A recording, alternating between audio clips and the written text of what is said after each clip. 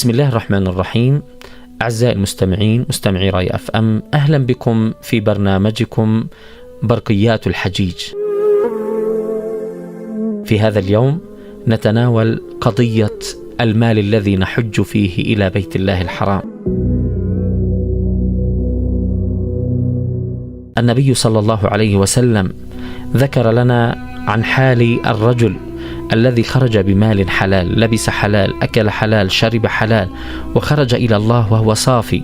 فقال صلى الله عليه وسلم عن الرجل يطيل السفر أشعث أغبر يمد يديه إلى السماء: يا رب يا رب، ومطعمه حرام ومشربه حرام وملبسه حرام وغذي بالحرام، فأنى يستجاب له.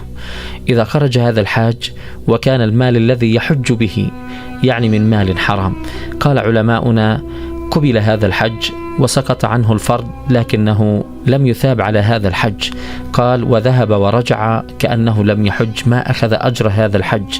لذلك احرص أخي الكريم أن تخرج إلى رب كريم بمالك الحلال، بمالك الذي لا شبهة فيه، وتخرج إلى الله تبارك وتعالى بهذا المال الحلال الزلال الذي كسبته من عرقك ومن كدك ومن عملك. وقال علماؤنا: إن أهدي للحاج مال يحج بهذا المال، مثل أخ أهدى لأخته مالا لتحج بيت الله الحرام، قال العلماء بإجماعهم جاز ذلك.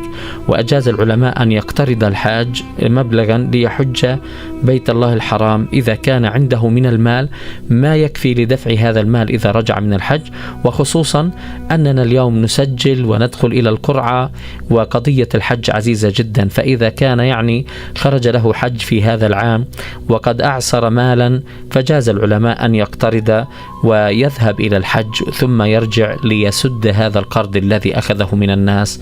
نسأل الله سبحانه وتعالى أن يتقبل حجيج بيت الله الحرام كلهم، وأن يفتح لهم أبواب رحمته، وأن يتقبلهم بقبول حسن، وأن يدخلهم مدخلا كريما، إنه سميع مجيب.